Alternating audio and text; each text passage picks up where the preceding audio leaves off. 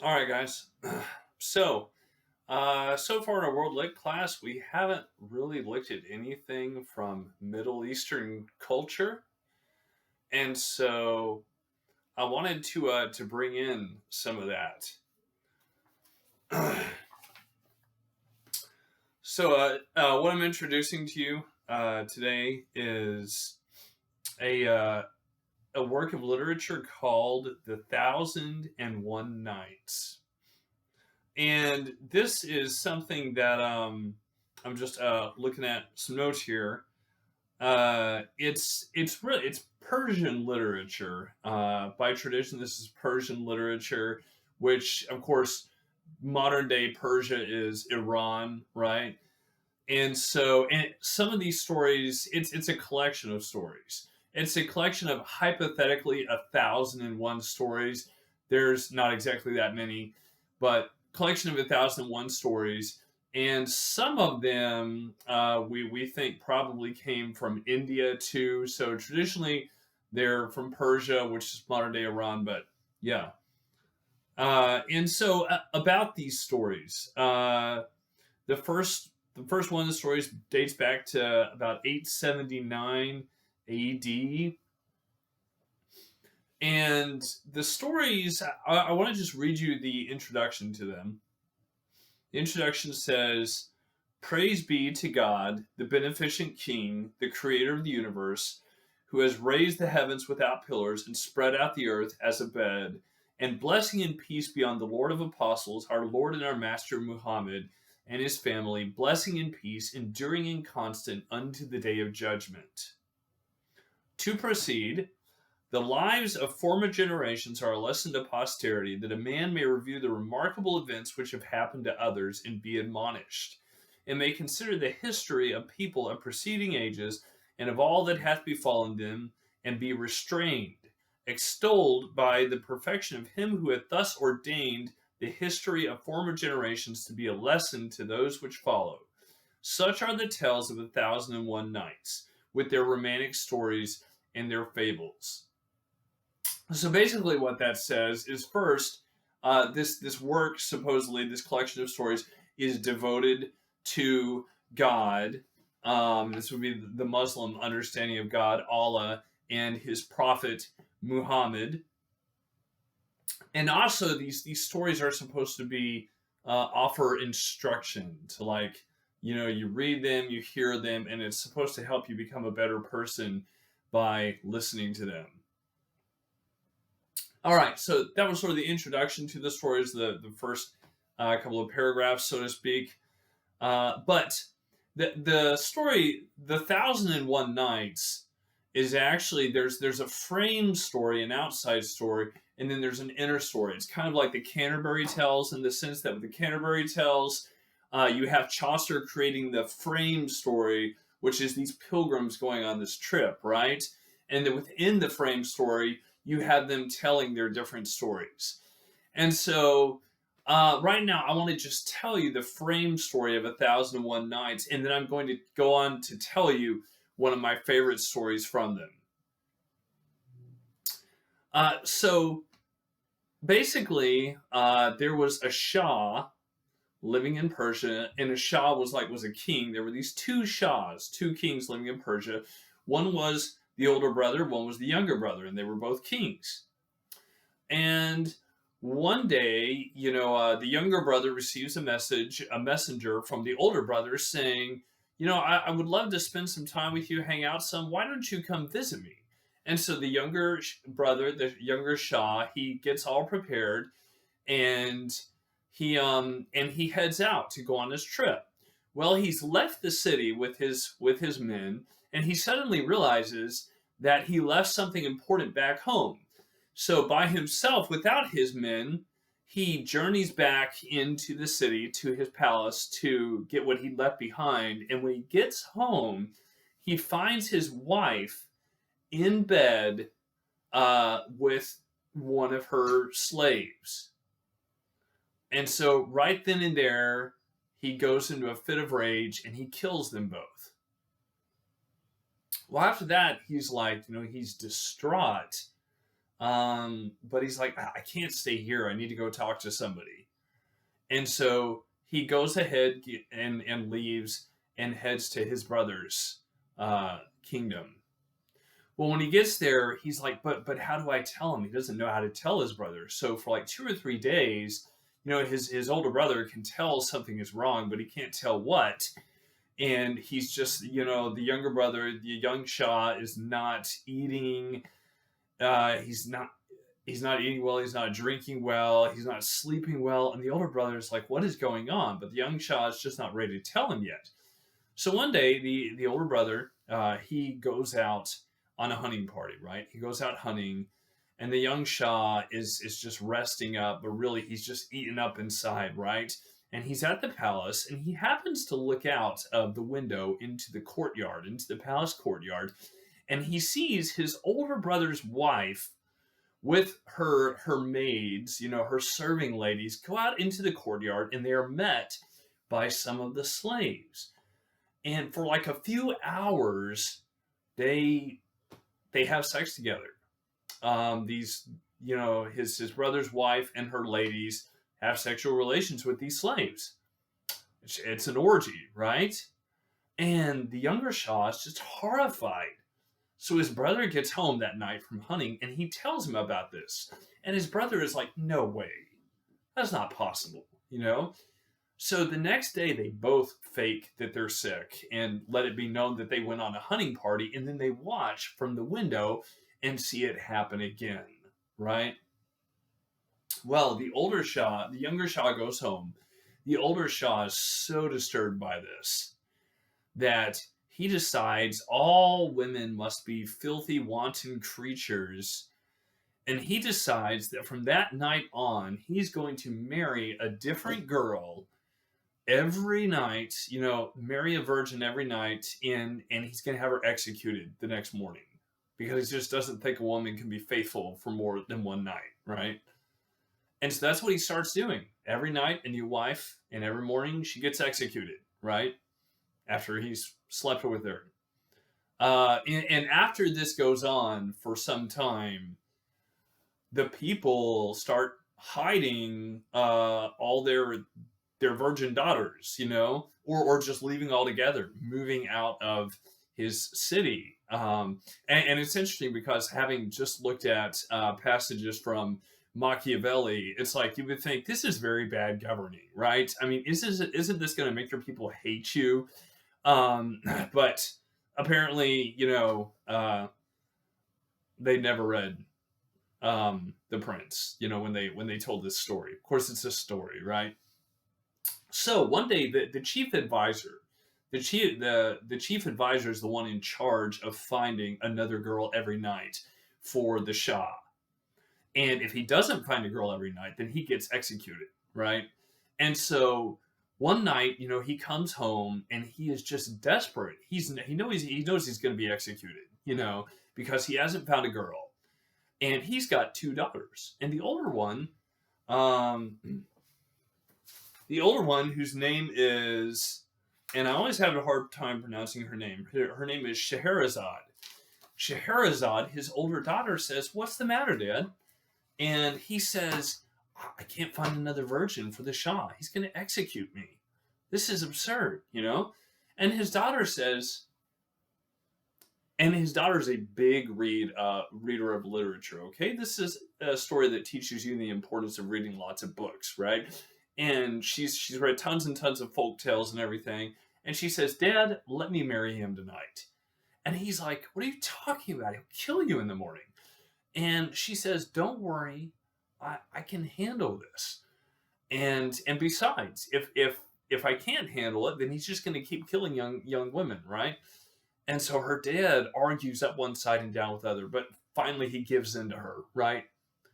And then Scheherazade goes to her younger sister, and she tells her, sister, tonight when I'm there, I want you to come knocking at the Shah's gate and say that you want to see me one last time before I'm executed in the morning, right? And when you come in and you join us, after you've hung out for a little while, I want you to ask me to tell one of my stories, okay? And the sister says, "Okay, I'll do it. Anything to help save you." Right. So Scheherazade goes to the palace, and she lets the Shah know that her father has sent her to be his wife that night. And the Shah is like, "Whoa! I can't believe my head advisor sent his own daughter. That's fascinating." But okay, I'm good with that. Um, and so so they're together a little while. They're eating dinner and stuff when a knock comes at the palace door, and it's Scheherazade's younger sister. And they let her in, and she explains to the Shah, "Can I please see my sister again? Spend a little time with the two of you, before I never see her again." And the Shah's like, "Sure, okay." So they're hanging out, the three of them, and the younger sister says, "Scheherazade, I would really love to hear another one of your stories." And the Shah's like, "You tell stories?" And she's like, "Yeah, you want to hear one?" And he says, "Definitely. Something to pass the time. It gets boring just having a different girl every night, and we just have sex and she dies the next morning. Um, and so Scheherazade, um, she starts telling a story. And she gets about an hour into it, and she says, this is a pretty lengthy story." And she asked the Shah, she says, "Would it be okay if I continued the story tomorrow night and you let me live one more day?" And the Shah said, "Okay, you're a pretty good storyteller. Go ahead. You've got another day." And she says, "Thank you." Well, the next night, she finishes the story, and then she starts another one. And she says, "To be continued again." And he lets her live another night. And so this goes on for 1,001 nights. And she tells, just hundreds of stories. That's like 3 years worth of stories, right? And he's so interested in each story that he lets her live again every night. Well, so right now I want to tell you one of those stories, one of the stories that she tells. And it's a couple of notes about the stories that are collected in the 1,001 Nights. One is that women frequently are the hero. And I guess that kind of makes sense because Scheherazade is trying to convince the Shah that women are not as bad as he thinks, right? So women often play the hero, though not always. Another thing about these stories is a lot of them are very violent. And that makes sense because the setting is this woman who is thinking, if I don't tell a great story, I'm going to be dead tomorrow morning. So violence and bloodshed are on her mind constantly. And so some of these stories are pretty violent. That said, probably the most famous one is Aladdin, which is one of these stories. And, it's been made in several movie versions. Disney made it immensely popular. And the one I want to tell you now is one that I grew up hearing and telling to my younger siblings, and it's called Ali Baba and the 40 Thieves. And so that's the story I'm going to tell you now. All right. Once upon a time, in a land far, far away, actually in Persia, right, there was a woodcutter, and his name was Ali Baba. And Ali Baba had a brother named Qasim. His brother was Qasim. And Ali Baba was really poor. He lived with his wife in this little shanty, basically. And his brother, Qasim, was pretty wealthy. So, but Qasim never really helped Ali Baba out any. He was just like, well, you're just poor because you don't work hard. And Ali Baba did work hard. It's one of those classic, the rich are like, well, I'm a self-made man, and you could be too if you really tried. And so Qasim and his wife went on, eating caviar every night, so to speak. And Ali Baba and his wife were, potatoes, right? Okay. Well, one day, one day Ali Baba was out woodcutting out in the forest, and he was a little off of the road, a little ways off the road, and he heard all these horses coming. And so he kind of hid behind the tree because he was like, dude, that's a lot of horses coming. And, it's just, I'm out in the woods. Who knows what this could be? And so he hid behind, he made sure he was hidden well. And suddenly, rushing by, come all of these guys on horseback. To be precise, 40 of them, right? They all come rushing by on horseback, and they're armed to the hilt, man. They've got swords, pistols, and they're all like ragged. They all look like Johnny Depp, so to speak. Jack Sparrow. Okay, wow, that was corny, but they all look pretty rough. And they go riding by, and there's a cloud of dust. And then he notices, about a quarter mile down the road, they turn into the forest. And so he's like, what's going on? And so he follows them very carefully, very quietly. And he comes to the edge of this big clearing. And they're all in the clearing. And in the middle of the clearing is a giant boulder. Like, sticking half out of the ground, what looks like this huge boulder, and like a house size, right? And he sees these thieves, which is what they are, Alibaba and the 40 Thieves. The leader of the thieves, he gets off his mule, and they've also all got like big sacks on both sides of their mules.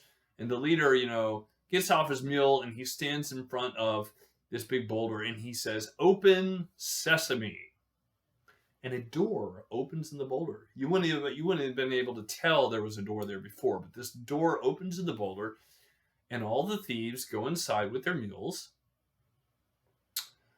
and the door closes. And Alibaba watches, and about 15 minutes later, the door opens back up, and they all leave. And now their sacks are like empty. They're just, draped over their mules, the empty sacks, and they all ride off through the woods.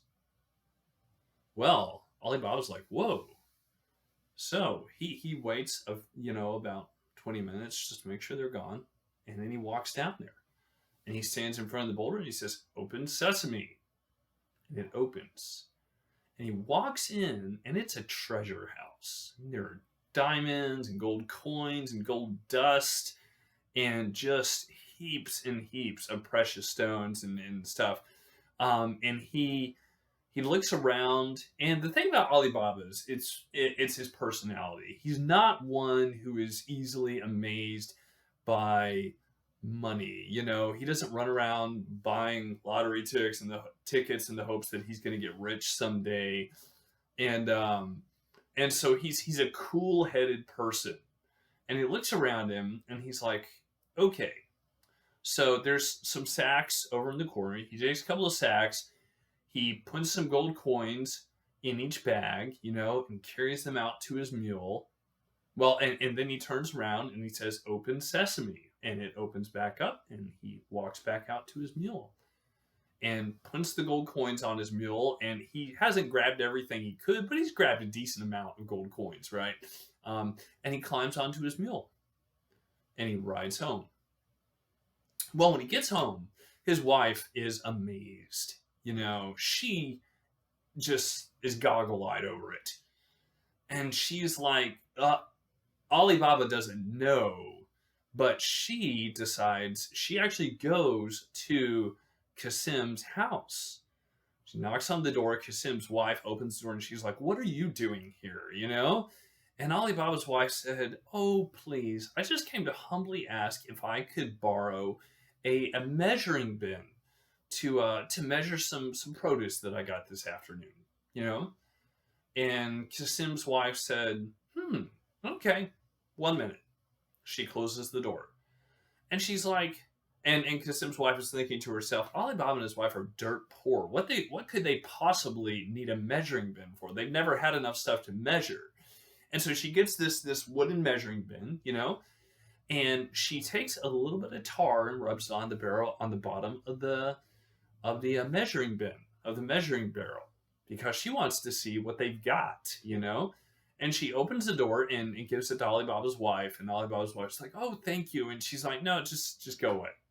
So Alibaba's wife gets back, and she measures the coins, and afterwards one is stuck to the bottom of the barrel. And when she brings it back, Kasim's wife, shows her husband they got gold coins and they needed a barrel, a measuring barrel to measure it. They got so much. Well, that night, uh, Kasim comes knocking on Ali Baba's door, and he's like, "I want some. I want you to tell me where you got this, or I'm going to go to the authorities tomorrow." And I'm going to tell them about it, and they're going to think you stole it, and you're going to lose all of it and be in trouble. And Alibaba is like, all right. And so he gives him specific directions where to find the place, and tells him, writes down the name for him. He writes down the secret code, the password to get in, open sesame, right? And so his brother takes the note, sticks it in his pocket. He hops on his mule, and he rides the next morning. The next morning, he goes with 4 mules because he wants to bring back as much as he can, right? And so he goes there. He goes into the woods. He finds the place, the big boulder, and he says, "Open sesame." Reads his note, "Open sesame." It opens, and he's stunned. He goes in with his mules, leaves his mules outside. He goes in, and he is just swimming in gold coins. He's just throwing it in the air. He's in paradise. And this goes on for about half an hour, and then finally he's like, those guys could come back. I really should be getting out of here. And so he goes to he turns around, and he goes to open the door, and he's like, he says, "Oh, shoot. Where's my piece of paper?" And he had dropped it outside the cave. And he's like, "Oh, that's easy." He says, "Open wheat." Doesn't open. He says, "Open barley." Doesn't open. Open buckwheat. It doesn't open. And he goes through everyone he can think, and for some reason, open sesame is not coming to mind. And he's frantic, I mean, in his gold lust, right? It's just slipped his mind completely. Tries everything he can think of, and then suddenly he hears a bunch of horses outside, and he's like, "Oh crap. I just got to run for it. I've got to go for the element of surprise and run for it." Well, of course, the bandits are outside, and they see his mules, right? And so they're waiting. And when they say "open sesame," it opens. He tries to run out past them. They grab him. They kill him right there. And the bandit leader is like, "What if somebody else knows about this?" He says, "How can we keep people away?" And so what he does is he has his men cut up Kasim's body. They cut off his legs, cut off his arms, cut off his head, cut him down the torso, right? And they hang his body parts from the ceiling of the cave. And then they ride off. Well, that night, late at night, Kasim's wife comes over to,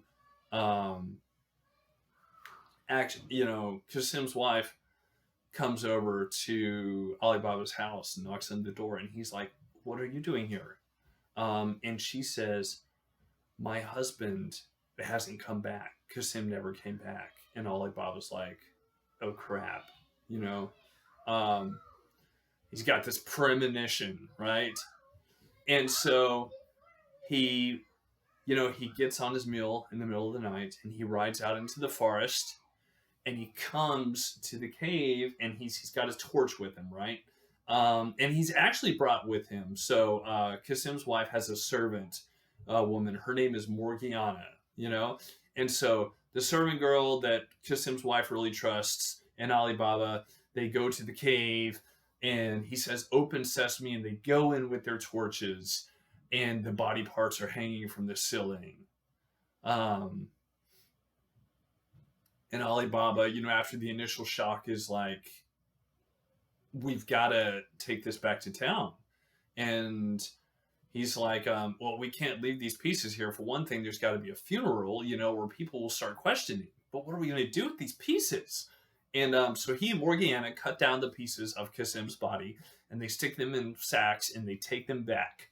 Um, and so, Alibaba and Morgiana are talking about what to do, and Morgiana says, finally, she says, "Okay, I've got a plan in my mind. I know what to do. Okay, I will take care of it in the morning.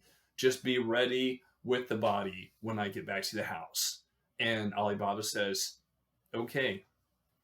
And so, very early the next morning, Morgiana gets up and she goes to the area of the town where all the tailors have their shops, because different trades have different areas of the town, right? So she goes to the area where the different tailors have their shops really early in the morning. And she looks around to see who is there this early in the morning. And there's one old man, one old tailor in his shop that she can see through his open window. He's working there. And she knows that, if someone's there before everybody else, they must take their work very seriously and be very good at it, right? So that's why she's here so early. And she goes to the old man and she says, I have a very special job for you. And it's not strictly legal, right? She said, and he's like, "Well, tell me about it." And she said, "It involves sewing up a dead body." And the old man kind of cocks his eye, And she says, "And it will pay 20 pieces of gold. And you don't even need to know where I take you. I'll blindfold you and lead you there. And we'll never ask. I mean, yeah, you'll be completely ignorant of where you went. And what do you say?" And the old man thinks about it, and he's like, "Wow, 20 pieces of gold." He says, "Okay." And so she blindfolds him, and she leads him by the hand to Alibaba's house and takes him inside and brings him into an inner room with no windows, right? And takes off the blindfold, and there's the body. And she says, basically, and Alibaba's there, and they say, "We need you to sew this body up to where it looks like, obviously it won't look perfect, but like an animal attacked it or something, not like it was like severed into multiple pieces." And so the old man, he sews up the body. And it takes him all day, but he does a very good job of it, And then Morgiana puts the blindfold back on him, and she takes him back to his shop and leaves it. Well, so they have a funeral a couple of days later for Alibaba's brother, and they let it out that he had some kind of terrible accident, which kind of explains the scars, and people buy it, right? So everything's fine for for a few days, but then one day the robber band, they come back to the cave. They've been out raiding somewhere, and they get back, and the robber chief says, "Open sesame," and they go inside, and the body parts are missing. And the robber chief is like, this has to be dealt with, because clearly somebody else knows the password to my cave. And we have to deal with this. And so he thinks about it. And he's like, obviously they couldn't have just had a funeral with all these body parts. And obviously people would be wondering, given that this man had some pretty nice clothes on, how he died, right? And so he thinks some more, and then he gets an idea. So he has one of his bandits, he sits him down and tells him what to do. And the bandit goes to town very early the next morning. And he walks into the tailor's section of the town. And he finds that old man. And he said, "Old man, this may seem like a strange question, but were you recently brought to someone's house to sew up a body that was cut into several pieces?" And the old man says, "What if I was?" And the robber said, "Well, I want to find that house, and I will pay you 20 pieces of gold if you can find it." And the old man said, "Well, I would love to be of service, as long as there are no hitches, but there's one problem. I was blindfolded when I was taken to that house." And the bandit said, "Oh, that's awful. The old man said, if you paid me five more pieces of gold, it might jog my memory a little bit because I'm actually very careful. And as I was going to that house, I was paying very careful attention to which way I turned and how many steps I took in between turns. And the old man and the robber bandit was like, really? That's ingenious. And the old man said, well, how do you think I got to be so old, and have done so well in business for myself? And so the robber bandit, he said, okay, well, let's try it. And so the old man closed his eyes, and they left. And the robber bandit had to tell him a couple of times when he was getting too close to an object, going to bump into a wall or something.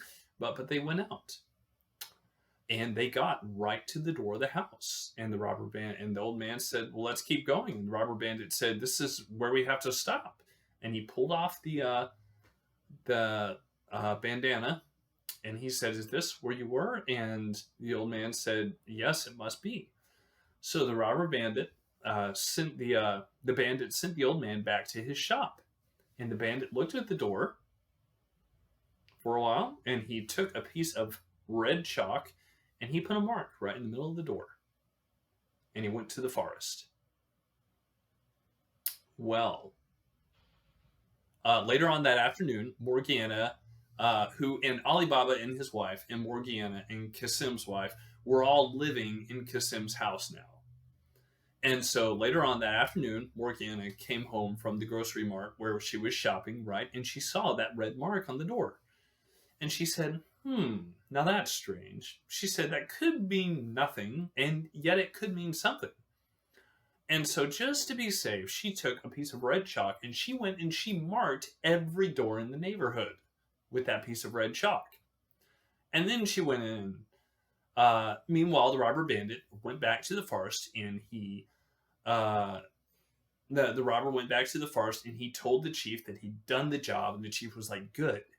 So the chief got 10 of the bandits, and late that night, they went to Ali Baba's house. And they got there, and they were looking around. They had some torches, and one of the robber bandits said, here it is. Here's the house. And then one of the other bandits said, no, wait, here's the house. And they're like, no, there's a mark on this door too. And finally, the chief was like, ah. So they went back to the woods, and the chief had that bandit killed. He had him killed for failing at his job. When you're the leader of a group of bandits, you've got to be pretty tough and mean, right? Pull out the Machiavelli on that. And so the next day, the robber chief explained very carefully to one of his men, this is what I want you to do. And the man went and met the old man and went and put a mark on the door. And then Morgiana came later that day. And this time the mark was there were 2 marks. They were sneaky off to the corner. One in the top right corner of the door, one in the lower right corner. And so she was like, could mean nothing, but just in case. And so she went and put the same marks on every door on the street. That night they got there, and of course they found there were marks on every door, and they went back, and the robber chief executed another one of his bandits. The next day he repeated the same thing, and finally, after the 3rd time in killing another one of his bandits, he was like, I'm going to lose all my bandits this way. I've got to go do this job myself. And so he went to town and found the tailor and went to the street, and then instead of putting a mark on the door, he looked around him, and he kind of scoped the area out. He saw what house was next to what house, and looked around for a good half hour, and then he went back to the forest. Well, the next evening, with all of his men, because he decided we're going to do this different. We're not going to show up in the middle of the night anymore because, we've done that a few times already, and people might start to get suspicious. So the next evening, as the sun was getting ready to go down, but not down yet, right? What the robber chief did is he got a bunch of barrels, and he put barrels on both sides of each of his mules. And he put a man in each barrel. on the mules. And then he had 1 barrel of oil. And he got on his own mule and he rode up Ali Baba's street. And there was Ali Baba sitting on the steps of his front door, as Arab men often did. And the robber chief, Ali Baba waved at the robber chief, who was now pretending to be an oil merchant. And the robber chief waved at him. And Ali Baba is like, it's a bit late. Where are you going with all these mules? And the robber chief said, well, I'm an oil merchant, and I just got into town, and I'm really looking for a place to stay. I wonder if I was to, say, give you some of my oil, would you be willing to? I see you've got a nice big house here. Would you be willing to let me leave my mules in your courtyard tonight and have lodging at your house? And Ali Baba, the image of courtesy, not like his brother, was like, sure. So they brought the mules into the courtyard, and the robber chief sat down with Ali Baba, and Ali Baba was like, I'm sorry, I already ate dinner. And the robber chief said, oh, that's fine. And Ali Baba was like, let's have some light refreshment. And so they got some grapes and a little wine and just sat and chatted for a while. And then the robber chief said, well, if you don't mind, I'll go to sleep now. And Ali Baba was like, that's fine, go ahead. And so the robber chief went to his room. Well, he had given his men a signal. He said, I'm going to wait until it's late in the night. I'm going to wait until the middle of the night. And then I've got some rocks, some pebbles, and I will open the window on the courtyard, and I will throw the pebbles at your barrels. And when you hear the pebble hitting your barrel, get out, break into the house, and kill everyone. So that was their plan. So the robber chief was lying in his room in the dark on his bed, waiting until, he felt it was a good time to come out, until it seemed like the moon was up high in the sky, right? Meanwhile, Morgiana was working late in the kitchen, and her lamp started to go out. And she went and checked for oil, and oh my gosh, she'd forgotten to buy oil, right? And so she was like, well, the oil merchant probably won't mind if I go get some oil, since he's giving some to my master anyways. And so she went out and she lifted one of the lids of one of the barrels. And when she did, she heard a voice in there saying, is it time yet? Are we ready? And she was like, and she said, no, it's not time yet. Stay in there. And closed the lid. And then she checked another one, same result. And several of them, said this. And finally, she found the barrel that actually had the oil in it. And she scooped some out, and she went in the house and lit the lamp. And then she was thinking, and she called one of the servant girls, and she said, I need you to heat up the fire really hot. And she took another servant girl out with her, and they brought in that 1 barrel of oil, the barrel that actually had oil, and they poured it into this big pot, and they heated it up super hot. Boiling, got the oil boiling. And then she brought a servant girl with her, and they went out into the yard. And what they did was pretty gruesome. They would lift each lid with them in. And when they lifted it, they would hear the voice asking, is it? And then they would dump a giant pail of boiling hot oil on him. And it would just stifle and suffocate him. He didn't even have a chance to yell. And kill it. It would kill him right there in the barrel. And then they would go to the next one, and the next one, and the next one. And in this way, they killed all of the bandits. And then they went back in the house and put out the lamp and waited by the window. After a while, they heard the robber chief, he'd gotten up, and they heard him throwing pebbles at the barrels. And he was like, what's going on? Nobody got out of the barrel. Finally, he climbed out the window, and he went over, and he lifted the lid, and they could tell that he was just totally startled. And then he went to the next one, and again startled. And after about the third one, he was just terrified. And he ran over to the garden wall and climbed over and ran down the street and disappeared. Well, the next morning, Ali Baba woke up, and Morgiana told him all about what had happened, and he was stunned. And he was like, Morgiana, thank you so much. You have saved my life. And so after that time, she had a lot. She already had prestige, but she had even more prestige, and she was basically put in charge of everything, because he realized how wise she was, and then he just saved her life. Well, for a few months, everything after that went along smoothly. Alibaba had a son, and his son had a shop in town. And one day, after a few months, another man who was slightly older than Alibaba's son, he moved in and set up a shop next to Alibaba's son's shop.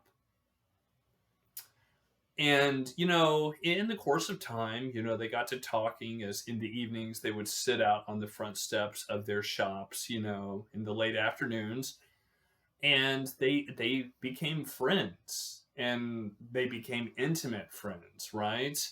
And Alibaba's son was just amazed with this guy who was a little bit older than he was, all of his knowledge and understanding of the world, all of the traveling he'd done and the experience he had.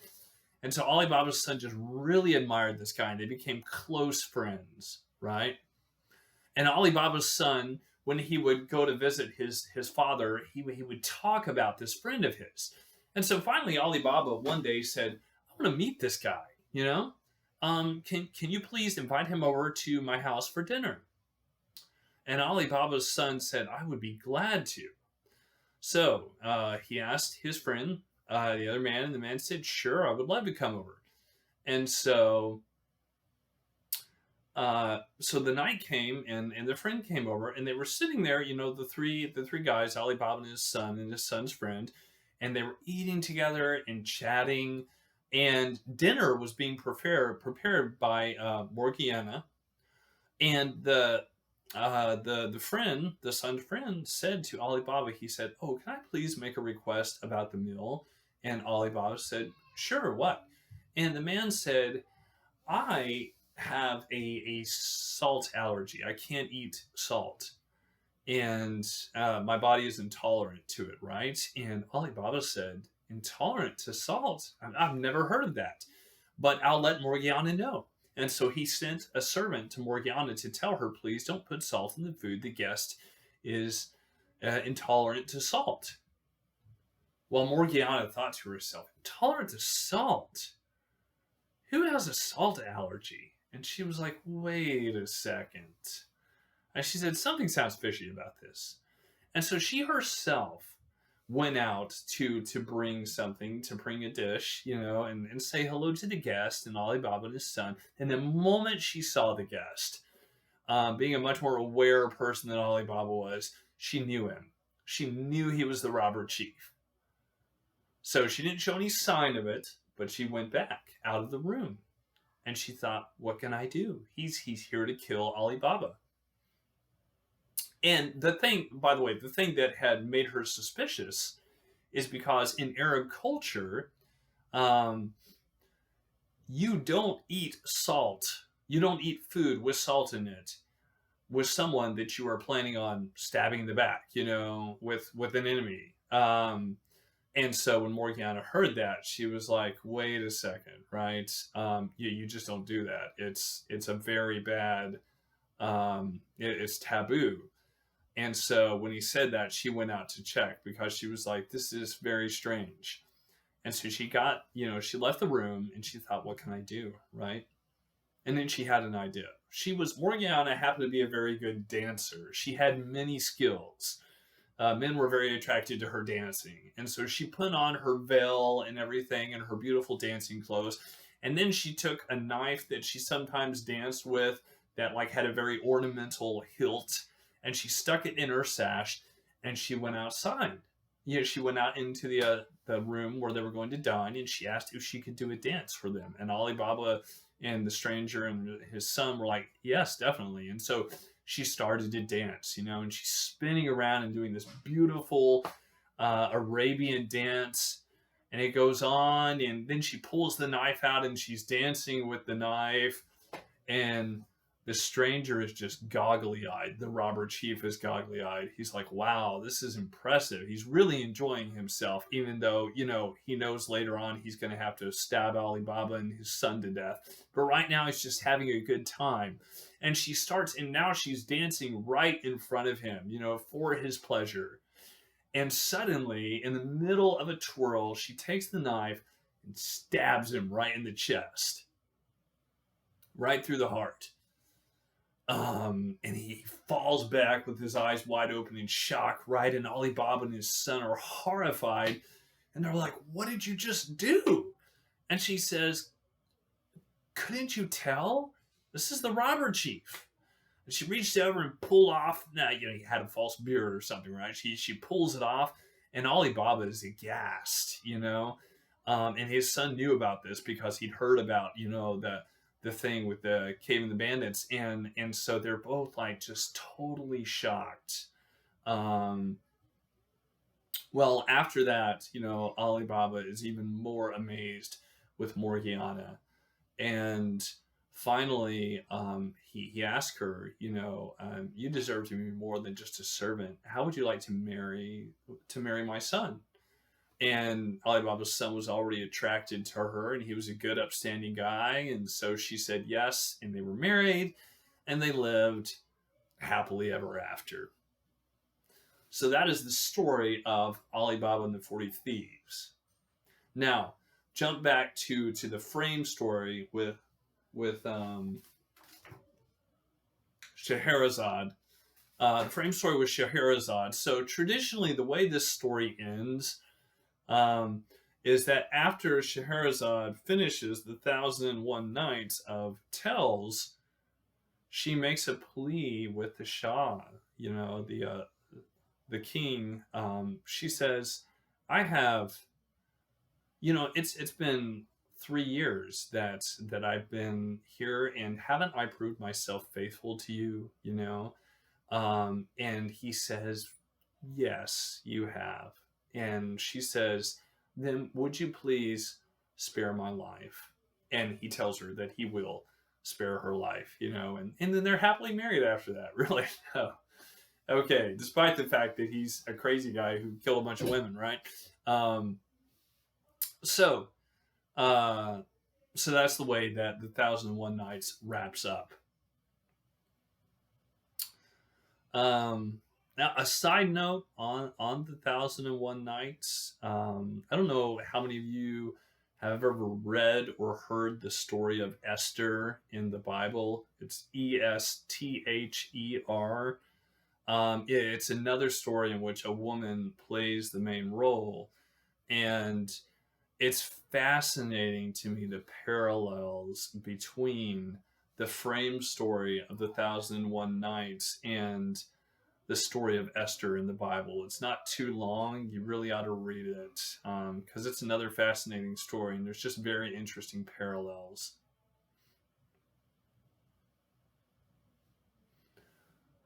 All right, so that's the lecture, so to speak, / storytelling on the 1001 Nights. I hope you enjoyed it, and we'll catch you later.